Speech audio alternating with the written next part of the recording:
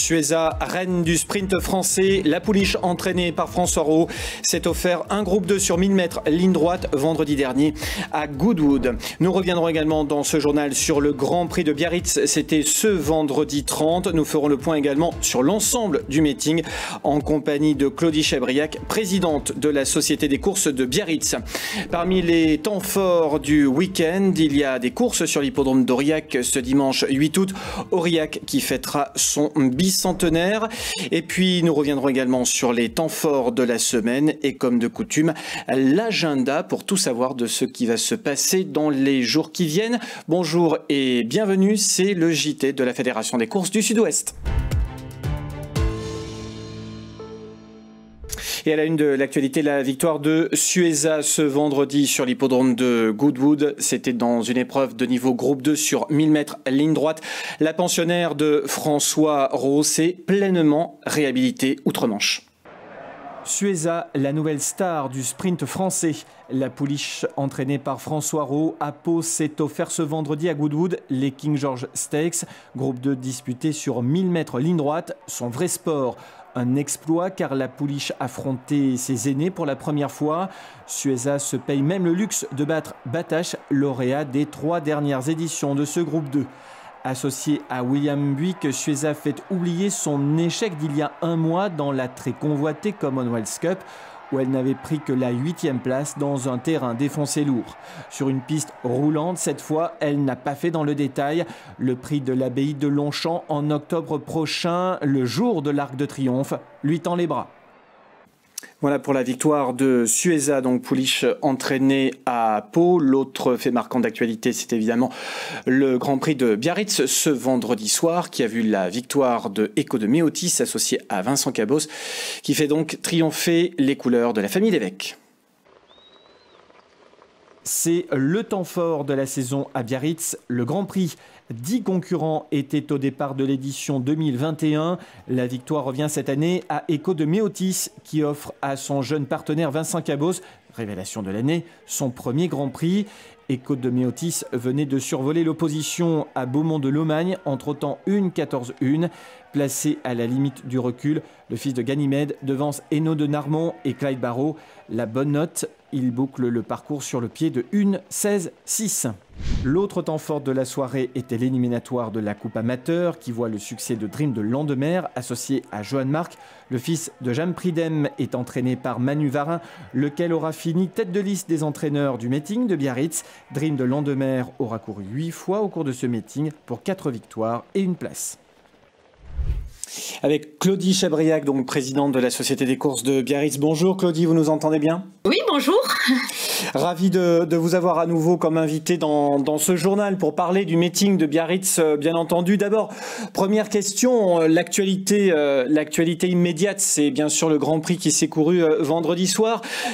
Quelle a été selon vous la teneur de ce Grand Prix 2021? C'était un grand cru, un bon cru selon vous?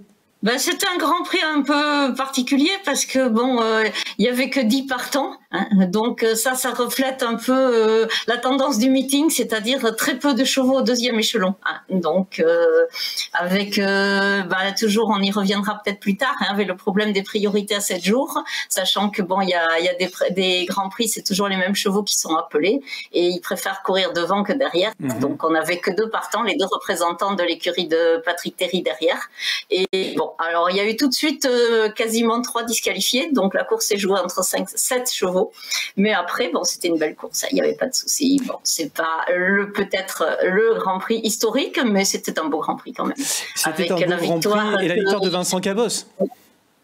Voilà, exactement. Donc c'est une victoire qui fait très plaisir parce que Vincent Cabos est un habitué de notre meeting et en plus c'était les couleurs Lévesque. Donc vous n'êtes pas sans savoir que Madame de Folleville vient de l'écurie Lévesque et donc ça lui a fait énormément plaisir. Hein. C'était l'épouse de notre ancien président qui a été président pendant de longues années, Monsieur de Folleville, et donc elle était ravie de voir les couleurs Lévesque gagner le Grand Prix.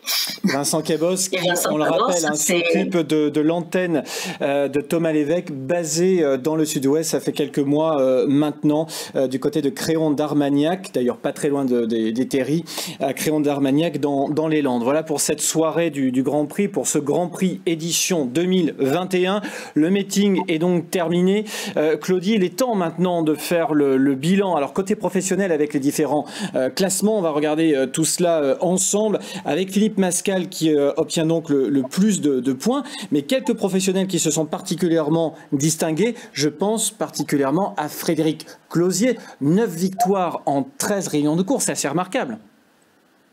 Oui, c'est assez exceptionnel. Alors, ce qui est très intéressant d'ailleurs dans ce meeting, c'est que depuis de très très nombreuses années, on a toujours un duel pour le driver professionnel entre Frédéric Closier et Eric Audebert. C'est tantôt l'un, tantôt l'autre. Donc, effectivement, cette année, ils sont toujours à la 2e et la 3e place. Mais il y a eu une nouveauté, c'est Philippe Mascal qui a réussi in extremis, mais vraiment dans les toutes dernières courses, à prendre la tête de ce classement et finir vainqueur.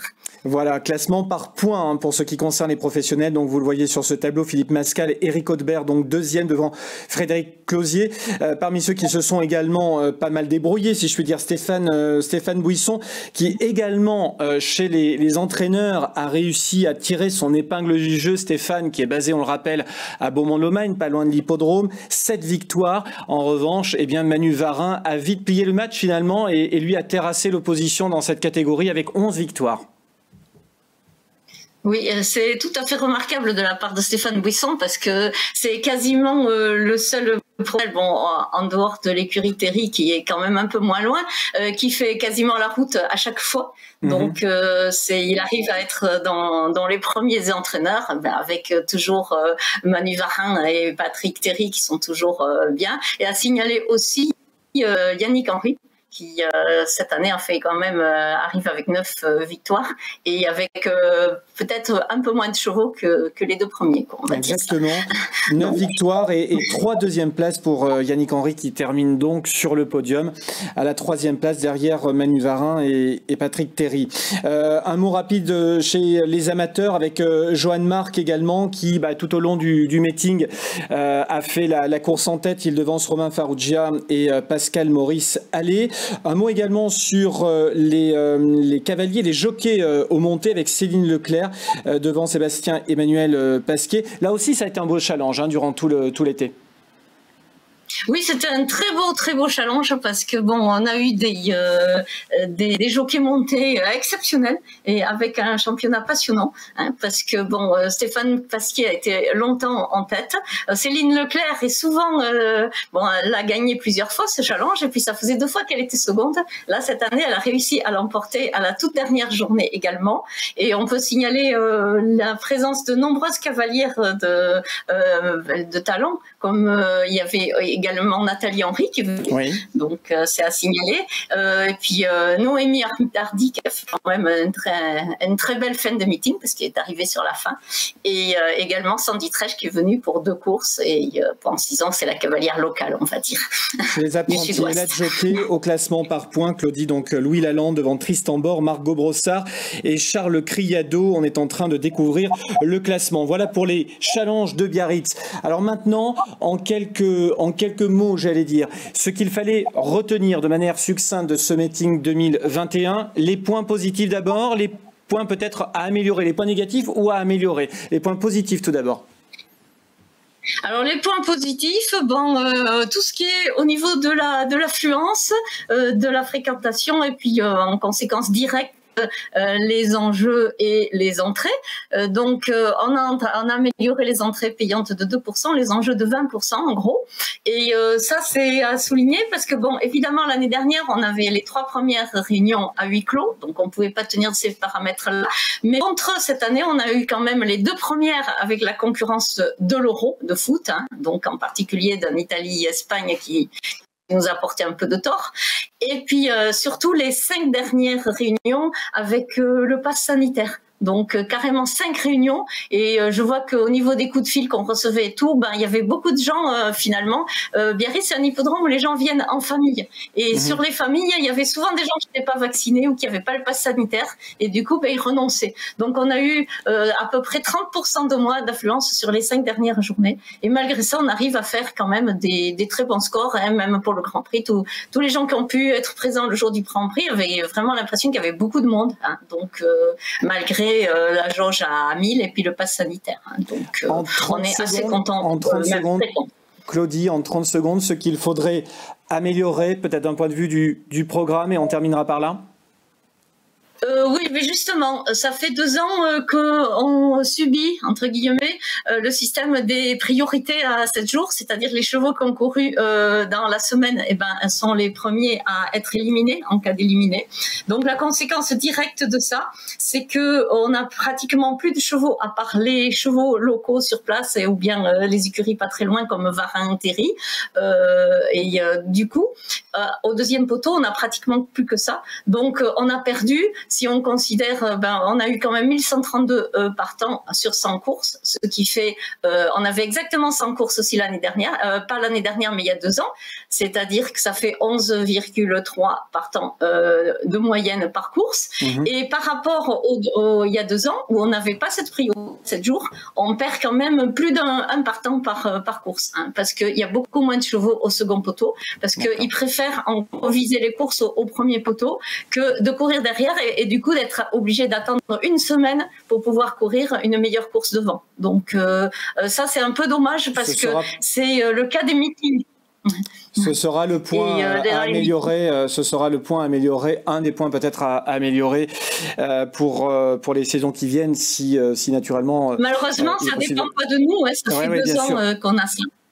Merci beaucoup Claudie, ça a été un plaisir de vivre ce meeting à vos côtés tout au long de ce mois de juillet. On vous dit à très bientôt. Oui, et puis je vous invite à aller voir le site hippodromebiarritz.com. Il y a tous les résultats, toutes les photos du meeting.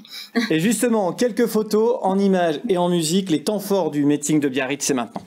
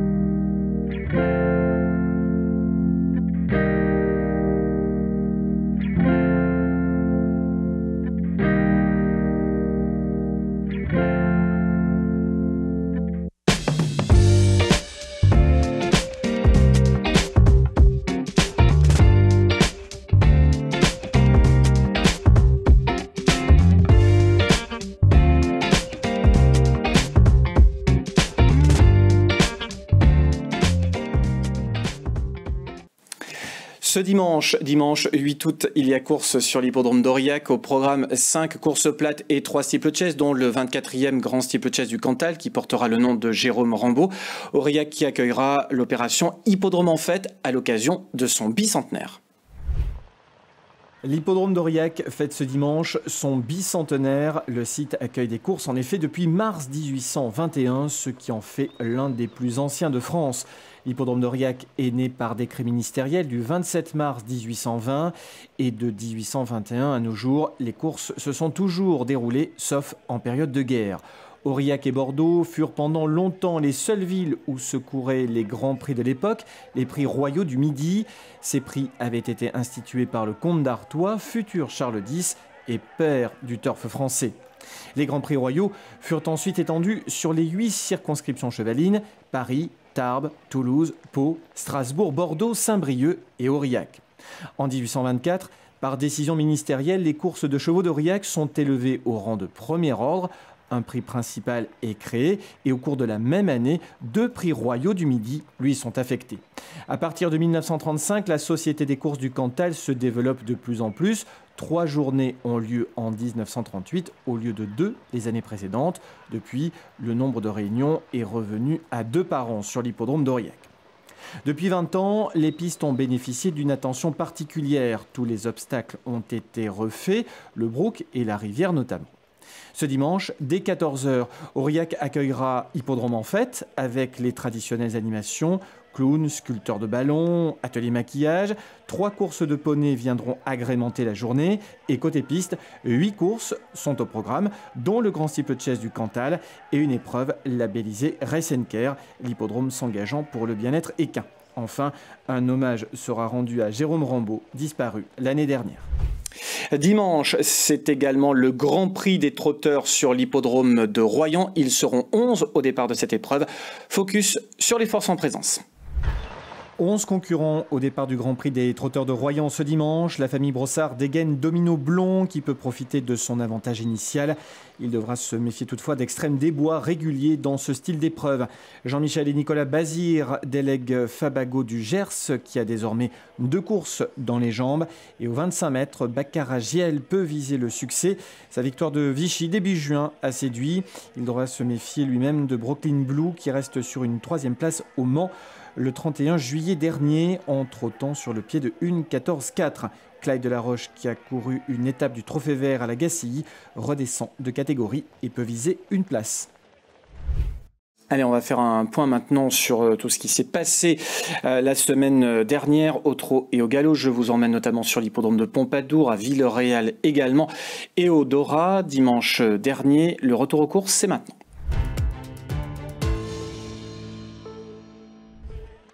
Grande soirée festive ce 31 juillet à Luxé avec Émile et Images en première partie, suivie de 7 courses en nocturne et 800 spectateurs qui avaient fait le déplacement. Le prix de la Société des courses de Montflanquin, temps fort de la soirée, revient à Gilberto, un pensionnaire de Laurent Laudren. C'est Théo Radou qui le mène à la victoire. Gilberto devance Guadalupe et Fait-Royal. À Pompadour, doublé de Guillaume Macaire et Hector de la Jeunesse dans le cross du jour. Born to be a Queen remporte un 2e cross consécutif après Castéra Verduzan. Kylian Dubourg, son jockey, totalise 16 victoires en 2021 sur l'hippodrome corrézien. Sa partenaire devance ici Folie d'Écupillac de 8 longueurs, Kershop est bon 3e. Villeréal le même jour avec 7 courses, dont le Grand Prix Baron d'Ardeuil qui voit le succès de Franceville qui fait afficher 1,16 Touron. Excellente lauréate à Vichy mi-juillet, trottant sur le pied de 1,13,6. La fille de Prince d'Espace paraissait déclassée. Elle devance Égérie de Banville et Drebendem. À Eauze, ce 1er août, le Grand Prix de la ville de Manciette voit le succès d'Étiennos de Chenoux, associé à Cédric Théry, lequel a triomphé à 18 reprises depuis le 9 juillet dernier. Étiennos de Chenoux, repéré pour vous par la rédaction, devance Cotton Club et Estrella Fafa. À Montpazier, Ginger Madrick ne rate pas son objectif dans le Grand Prix du jour et encore un succès pour un pensionnaire de Patrick Théry. Cette fois, Patrick Théry a signé 17 victoires entre le 26 juillet et le 3 août. Ginger Madrick devance ici Delado et Diamant de Bélève. Direction Royan-Atlantique avec les galopeurs dans la 7e course de haie pour poulain et pouliche de 3 ans. Victoire de Iron Desmottes associé à Angelo Zuliani. Le poulain débute avec la manière, il laisse son poursuivant immédiat à 4 longueurs. The Machine est 2e et accuse de net progrès. Moringa se classe 3e. Très belle réunion ce lundi de août à Auch, dont le prix Ilster d'Espiens, ce challenge de l'amicale de Gascogne qui voit le succès d'Espoir du Drô qui fait afficher 1,15,2. Equido Alpha se classe 2e aux dépens des Rats des Roseaux. Pompadour, ce 2 août, accueillait Gramma, qui a dû annuler pour cause d'intempéries. Victoire impressionnante d'Irun Pontadour dans la 3e course pour Anglo de 3 ans. Irun Pontadour laisse la Bernardie à 6 longueurs. Le lauréat est entraîné par Charles Gourdin à Pau. Il fait forte impression. Enfin, le Dora courait ce dimanche 1er août sa réunion du 14 juillet, annulée elle aussi pour cause d'intempéries. Dans le Grand Cross, victoire de Clartiste Mold, entraîné par Augustin de Bois-Brunet et monté par Louis Colson. Victoire d'un crack de la discipline, ce cheval, rappelons-le, avait remporté le Grand Cross de Cran 2018. Allez, le point sur les chevaux à suivre maintenant dans les deux disciplines, que ce soit au trot et au galop. Les chevaux à suivre dans les prochains jours, Harmony One et Franceville qui s'est imposé plaisamment. On va passer ensuite au galopeur avec également deux chevaux à suivre, notamment Portofino qui a fait plutôt une belle impression, ou encore Glaer et Kessaria. Et parmi les chevaux d'obstacle, eh bien, on a pris surtout des notes du côté de Pompadour avec entre autres Boy de la Bruni sous la selle de Kilian Dubourg pour l'entraînement de Guillaume Macaire et Hector de la Jeunesse. Très net vainqueur, Boy de la Bruni, vainqueur du prix Jacques Rousillac. C'était samedi dernier sur l'hippodrome de Pompadour. Tout de suite, l'agenda.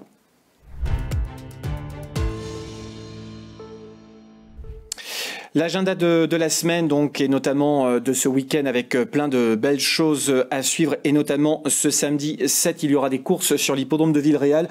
Je vous en avais parlé il y a quelques jours. Villeréal qui accueillera une réunion dès 19h30, dont le Grand Prix d'Inavenam à Isagri à 22h40. Particularité donc de Villeréal ce samedi soir, eh bien ce sera la remise de prix du GCSO et du Challenge Henri Menot édition 2020. On n'avait pas pu faire ça l'année dernière en raison de la pandémie. Et bien donc les entourages de Cap de Narmont et Extrême des Bois seront récompensés au cours de cette soirée.